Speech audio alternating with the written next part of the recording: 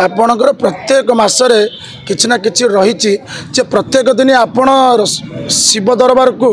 आपण रही शिवर बेढ़ारे बाहर रे आपण जानी जमी आपणकर आषाढ़ मास गला आषाढ़ मसरे महाप्रभु निजे आसला आषाढ़ मसरे प्रभु को आपण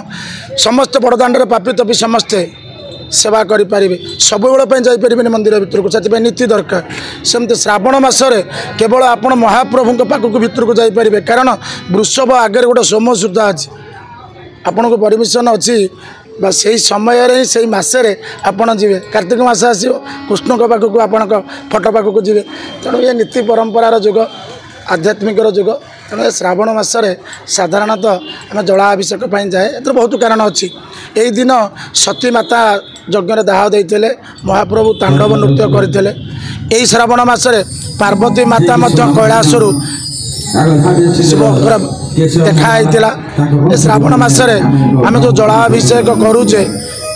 एवं क्षीर नहीं ढालुचे बहुत जलचर प्राणी मान शरीर असुस्थ रुए से जो क्षीर ढाला से रोग सुस्थ हूँ बहुत शिव मंदिर पानी अर्थ हूँ साधारणतः शरीर तत्व विषय जब कहि शरीर को जल दरकार आज्ञा तेणु हर हूँ शरीर तेणु शरीर में प्रचुर परिमाण आप जल पीतु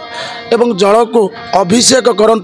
जल को केबे नष्ट करंतुनी जलाभिषेक माने अल्प जल ता अर्थ होची अल्प जल भगवान के पाखे जदि लागुची अल्प जल नष्ट करंतु किंतु आपण जल को संरक्षित करंतु संरक्षित करिया माने वृक्ष लगे